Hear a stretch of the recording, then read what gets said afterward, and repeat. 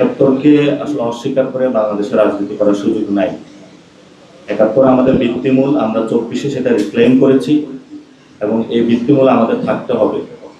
যদি কোনো গোষ্ঠী, কোনো পক্ষ একাত্তরকে বাইপাস করে রাজনীতি করতে চায়, এটা তাদের রাজনীতিটা বুমেরাং হবে, 1 নাম্বার। 2 নাম্বার বিষয় হলো, আমরা যে আমাদের সোনার বাংলা বা গোল্ডেন বাংলা বলে থাকি, আমাদের সেই কাঙ্ক্ষিত বাংলা কিন্তু আমরা এখনো পাইনি। তো যারা আমাদের জাতীয় সঙ্গীত আমরা মনে প্রাণে বিশ্বাস করি, আমরা চাই সে আমাদের স্বপ্নে সুন্দর যে বাংলাটা রয়েছে, সোনার যে বাংলাটা রয়েছে, সত্যিকার সেই সোনার বাংলাটা হয়ে উঠুক।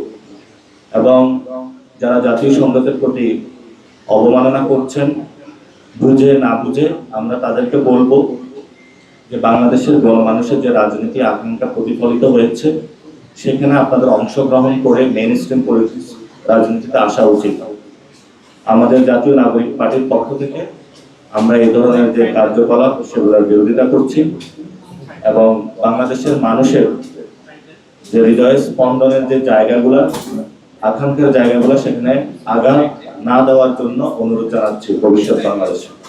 ছাত্ররা স্বাধীন সংগঠন হিসেবে কাজ করবে এবং সেই স্বাধীন সংগঠনের ক্ষেত্রে আমরা বলেছি বাংলাদেশে কোনো লেজুর ভিত্তিক আমরা কোনো রাজনীতি চাই না এবং কোনো লাঠিয়াল বাহিনী হিসাবে ছাত্রদের আমরা ব্যবহার করতে চাই না। সেই জায়গা থেকে জুলাই গণ অভ্যুত্থান 1971 সালের যে আকাঙ্ক্ষা, 47-এর যে আকাঙ্ক্ষা, এই বেসিসে আদর্শিক জায়গা থেকে কোনো ছাত্ররা যদি কাজ করতে চায়, আমরা তাদের মধ্যে কাজ করব, তারা আমাদের সাথে কাজ করবে। আমরা সবচেয়ে প্রায়োরিটি বেসিসে রেখেছি আমাদের শ্রমিক সংগঠন, নারী সংগঠন এবং যুব সংগঠন, আমাদের স্বেচ্ছাসেবক সংগঠন এবং বিদেশে পুরো বাংলাদেশকে কানেক্ট করার জন্য। এবং আমাদের সাথে ডিরেক্টলি অঙ্গ সংগঠন হিসাবে জাতীয় যুব শক্তি এবং জাতীয় শ্রমিক শক্তি কাজ করবে। আমাদের সাথে শ্রমিকদের মধ্যে যে কাজটা করবে, সেখানে তারা নতুনভাবে বাংলাদেশকে একটি জায়গায় নিয়ে যাওয়ার জন্য যাতে শ্রমাঞ্চলগুলো নতুনভাবে বোঝাতে পারে, তারা সহযোগী সংগঠন হিসেবে কাজ করবে এবং নারী সংগঠন অঙ্গ সংগঠন হিসেবে কাজ করবে।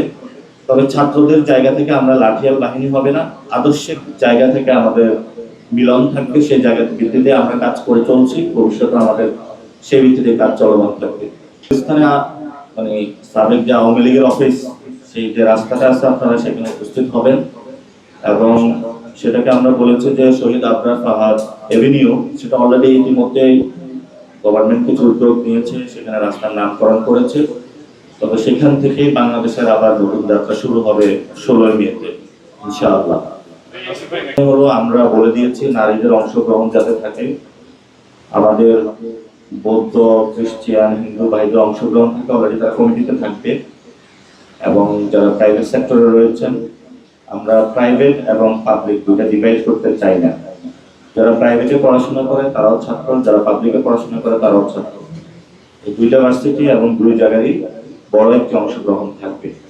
এবং আমরা মনে করি সবচেয়ে আমাদের যতগুলো অঙ্গ সংগঠন বা সহযোগী সংগঠন, সবচেয়ে বেশি রিপ্রেজেন্টেশনটা যুব সংগঠনে থাকবে এবং যুব সংগঠনের মূল একটা ফোকাসিং জায়গায় হবে প্রাইভেট সেক্টর এবং